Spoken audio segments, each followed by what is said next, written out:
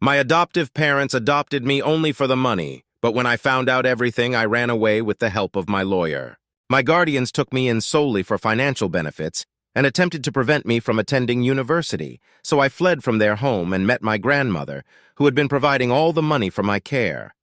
Hi, I'm a 16-year-old girl turning 19 in a few days, currently staying with my friend because I recently left my adoptive guardian's residence to live with her. I no longer trust them. I have no other relatives, and technically they aren't my real family, especially after discovering the truth about them. They took me in when I was 10, almost 7 years ago, after my parents died in a terrible car accident. My parents had cut ties with their relatives, so there was no family to turn to. They attempted to reconnect with their families when I was born, but were turned away for unknown reasons. They always promised to explain when I was older, but they died before they could. My adoptive guardians, let's call them Mike and Sarah, were close friends with my parents. After the accident, they decided to adopt me. Since my parents were estranged from their families and their lawyer couldn't find any relatives willing to take me, I had no choice but to live with Mike and Sarah. The alternative was the foster care system, which seemed worse. Mike and Sarah seemed kind at first. I wasn't particularly close to them, but I knew living with them was better than the other options. Mike and Sarah had no children, so it made sense for me to stay with them. They legally adopted me and treated me decently for the first few years. They never showed the kind of love my parents did, and were never truly affectionate or caring. I missed my parents every day, but I accepted this new life and tried my best to fit into their family, adapt to their ways, and live by their rules. There was little to complain about in the early years, except for the constant yearning for my parents. Therapy was suggested, but they never took me because they thought it was all psychological nonsense that wouldn't help. Instead, they advised me to distract myself and focus on other things, their way of helping me deal with my grief. Though their advice often seemed insensitive, I learned to ignore it as I grew older. As I got older, Mike and Sarah became even more detached. They weren't very affectionate to begin with, and with time, they interacted with me less and less. By the time I was 14, I felt like I was living with strangers who didn't care about me at all, and it turned out my feelings were accurate. Living with people who didn't care about me, I always felt isolated and unwanted. I couldn't understand why they adopted me if they were just going to treat me like I didn't matter and prefer I wasn't around.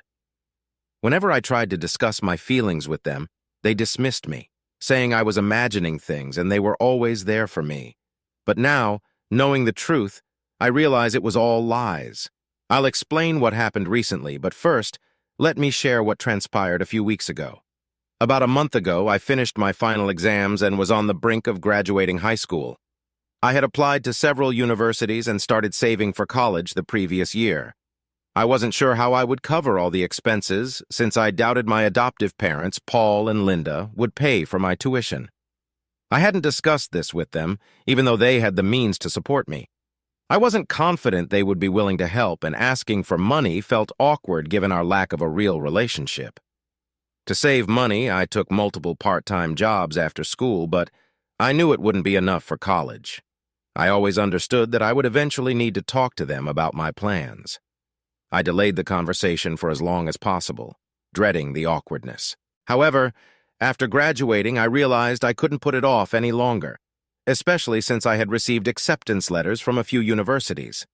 So 2 weeks ago, I decided to have the conversation, hoping to finally address my future. The discussion didn't go as planned. I didn't expect them to support me indefinitely. I just wanted to talk about my college plans. To achieve my goals, I needed to take out a student loan, and I would require their help as the only adults in my life who could assist me. Working through college was an option, but it would be incredibly stressful. I wanted to see if they had any plans or advice. When I brought up the topic, they were visibly surprised since we had never discussed it before. I took responsibility for not addressing it sooner. When I asked for their thoughts, they took a moment and then told me that I wasn't going to college. I was stunned. After I had already applied to several institutions, they said it was out of the question. They believed that college was too expensive and that I should stay home, work for a few more years, gain some real-life experience, and then maybe consider college when I could afford it myself. Not have to rely on anybody else. I was furious and told them they had no right to make such decisions. They responded by saying they had every right because I owed my life to them without their adoption. I would probably be homeless and never have experienced the comfort they provided. They claimed they practically owned me, and I had to listen to them. In a fit of anger, I foolishly mentioned that I had saved some money over the past few months and could leave their house, ensuring I never had to see them again. I told them I didn't need their favors and that if they despised me so much, they should never have adopted me in the first place. That infuriated them. They told me that since I had saved money, I could start repaying them for everything they had done for me. I was dumbfounded by their words and didn't know how to respond, so I walked away from the conversation. But they were serious. They told me I wouldn't be able to go to college because they would take the money I had saved. They insisted I had to repay them for everything, and though I knew I wasn't legally obligated, my pride wouldn't let me back down. I told them they could take whatever they wanted, and in the future, I would earn 100 times more and throw that money in their faces. Since then, we haven't spoken, and they seem pleased with their actions. They forbade me from attending college and decided to seize the money I had saved. I was at a loss for what to do next. I didn't want to give up on my opportunity, but I also didn't want to beg for money. So I decided to investigate why they had been treating me this way. For years, I never questioned their behavior, but now I needed to understand their motives. For the first few days, I brainstormed my next steps. I checked all their social media accounts, but neither Tim nor Jane were active online. I realized this was a dead end, but didn't know where else to turn. I considered reaching out to some of their friends, but that seemed too risky. They might not believe me and could inform Tim and Jane, which I wanted to avoid. Frustrated, I decided to start at the beginning and speak to my parents' lawyer who had handled all the adoption details and paperwork. And Mike were in the process of taking me in. I don't know why, but I had a gut feeling that it would lead me somewhere, and bingo, it did. It took a lot of effort to find the contact number of that lawyer, but I remembered him as Uncle James, a fake name. I had interacted with him a lot after my parents passed away. Slowly, I had lost touch with him, but I recalled his name and appearance. Through the power of the internet, I found his email address and sent him a message. I didn't include many details, I just mentioned that I had something important to discuss and gave him my number so he could call me. 2 days later, I finally received a call from him. He sounded quite puzzled about why I was reaching out after so many years. I told him everything that had been happening. I had been holding this in for a long time, so it was necessary to get it all out in the open. I explained how Mike and Sarah had been treating me and asked if there was anything I needed to know because their behavior was confusing and strange. I was sure there was more to it than what I was being told, and I wanted to uncover the truth. I'm so glad I did because that's how I discovered the real reason why Mike and Sarah had adopted me in the first place. It took some convincing, but I finally got through to my parents' lawyer. He broke his promise to those he had made it to and told me the truth. He confirmed that my parents had been cut off by their families, who rejected the offer to adopt me after my parents died, wanting no contact with me. However, my grandmother on my father's side felt guilty and reached out to the lawyer privately, offering to support me financially for life. She asked him to find a family to take me in, promising to cover all my expenses and send a substantial check to the adopting family as an incentive. She wanted someone to take care of me until I was an adult. She assured him that she would support me financially until I turned 19 and went to college, after which the funds would be sent directly to my account, eliminating the need for my adoptive parents as intermediaries. Mike and Sarah knew about this arrangement since the lawyer had informed them, which was the real reason they adopted me for the child support money my grandmother was sending. She also had a clause stating that her identity must remain a secret to avoid any contact with me, as her family did not want any connection with me. Now, everything makes so much sense. More sense now that I know what Mike and Sarah were really up to. After discovering the truth, I decided to leave their house immediately. I couldn't continue living with them any longer. Since then, I've been staying with a friend and trying to convince the lawyer to put me in touch with my grandmother because I believe she is my way out of this mess. I understand that the lawyer wasn't supposed to reveal the truth, breaching the contract that everyone had signed, but at this point, I don't care about any contracts. I need to go to college and fix my life, and my grandmother is the key to that. So, I'm desperately trying to get the lawyer to help me contact her. I made the mistake of informing Mike and Sarah after I left, letting them know that I had discovered the truth. I told them I would never return and they would no longer be living off the money sent for my expenses, which they had been doing all along. They need to return the money they took from me because they hadn't spent a single dollar on me since I started living with them. I don't owe them anything. They think I'm being selfish because they believe I owe my life to them. Even after learning the truth, they insist they adopted me out of the goodness of their hearts and the monthly checks were just a bonus. They claim they would have adopted me regardless of the money, so they see me as self-centered and greedy for leaving. They say I should come back because they know what's best for me and I should be grateful. They believe I used them to get ahead in life, and without them, I would have ended up in the foster system. I doubt their narrative. Even if I had gone into the foster system, it would have been better than being treated like this. Saying that feels harsh, but I don't care anymore. The only reason I'm questioning myself is because of the mixed emotions I'm experiencing, making it hard to trust my judgment. I left my adoptive parents after realizing they only took me in because my grandmother was sending child support money. Update 1. Hi everyone, thank you for the overwhelming response to my post. I'm still living with my friend. It's been almost 8 days since I left Mike and Sarah's house, which never felt like home. Moving on, I've decided to block them and focus on my future. I still haven't heard back from my grandmother. The lawyer keeps telling me she doesn't want to contact me because she's scared. I have no idea what she's afraid of. It's frustrating that she was willing to support me financially for 18 years, but now fears standing up for me and taking me in. I don't understand what my parents did to anger their families to the point of being afraid to interact with me. It's a huge mess right now, and I'm fortunate my friend is letting me stay with her and being so supportive. Mike and Sarah are still trying to reach out to me, probably to continue using me as their cash cow for a few more years, as they initially planned. I can't let that happen. Believe they still think I will come back to them after everything I have discovered. That is never going to happen, so they can stop trying to manipulate my friends and their parents, telling them I'm crazy just to get me kicked out so I would have no choice but to return. These ridiculous tactics won't work because my friends' parents are reasonable people who know the truth.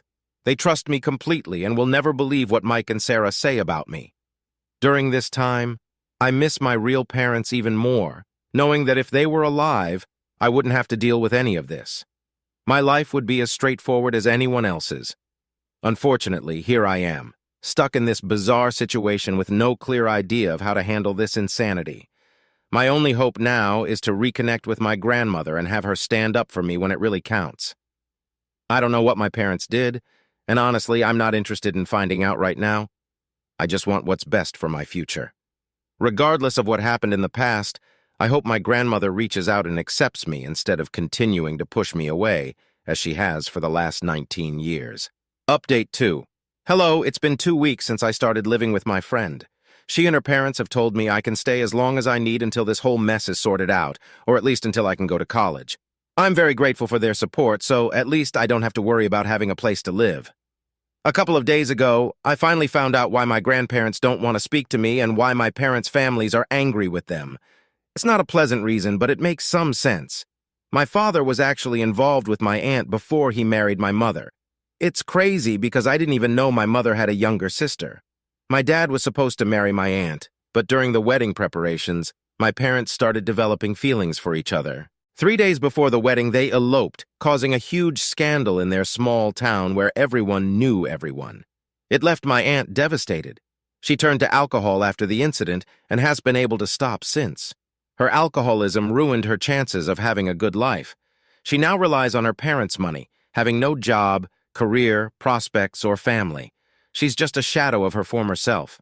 I understand why her family would not want anything to do with my parents after that. It wasn't a nice thing to do, but even so, I think it's harsh that they've also rejected me. My parents are gone now, and family is supposed to be something you can count on. Their refusal to take me in and treat me as one of their own feels incredibly harsh. Admit that and understand why they would not want any contact with my parents after that, but honestly, I need them right now.